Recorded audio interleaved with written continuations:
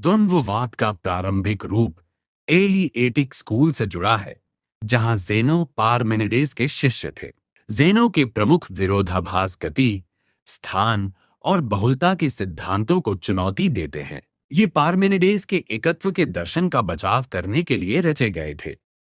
गति के विरोधाभास, अकिलीज और कछुआ। यूनान का सबसे तेज धावक अकिलीज कछुए को कभी पकड़ नहीं सकता, क्योंकि जब तक वह कछुए की शुरुआती स्थिति तक पहुंचे, कछुआ आगे बढ़ चुका होता है। पुनः उस परिवर्तित स्थिति तक पहुंचने के लिए उसे दोबारा दौड़ लगानी होगी, और दोबारा दौड़ने पर भी वह कछुआ आगे बढ़ चुका होगा। इस प्रकार अकिलीज कछुए की प्रारंभिक स्थिति को कभी भी नहीं पकड़ सकेगा। इस प्रकार यह दृष्टांत दूरी के अनंत विभाजनों की श्रृंखला बनाता है। इस तर्क के पीछे डिचोटोमी या द्विभाजन का सिद्धांत है। कोई वस्तु गंतव्य तक पहुंचने से पहले आधी दूरी तय करे, फिर उस आधी दूरी की आधी दूरी तय करे।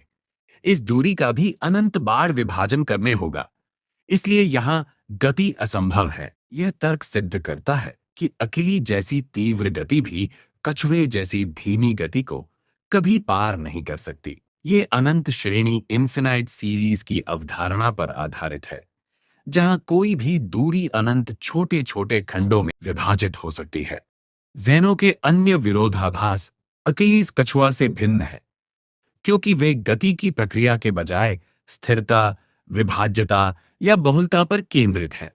उड़ता तीर समय के प्रत्येक क्षण में तीर स्थिर रहता है, अतः वहां गति संभव नहीं होती। आप कल्पना करें कि तीर हवा में उड़ रहा है। समय को अनंत अविभाज्य बिंदुओं इंस्टेंटेनियस मोमेंट्स में विभाजित करें। प्रत्येक बिंदु पर तीर अपनी स्थिति पर पूर्णतः स्थिर रहता है, क्योंकि वह न आगे बढ़ता है न पीछे। यदि सभी घटक स्थिर हैं, तो संपूर्ण गति कैसे उत्पन्न हो सकती है? निष्कर्ष: गति केवल भ्रम है। अन्य प्रमुख विरोधाभास। स्थान के विरुद्ध तर्क: स्थान शून्य नहीं है, असीमित या अनंत नहीं है, न ही सीमित है। ये स्थान की किसी भी धारणा का खंडन करता है। जैनों के अनुसार ये सभी धारणाएं परस्पर विरोधी होने से भ्रमपूर्ण है। बहुलता के विरुद्ध तर्क: यदि वस्तुएं बहुल हैं, तो वे परस्पर विरोधी गुण रखती हैं, जो कि असंभव स्थिति है। यदि वस्तुएं बहुल हैं, तो वे या तो बहुत छोटी शून्य हैं या बहुत बड़ी अनंत होंगी।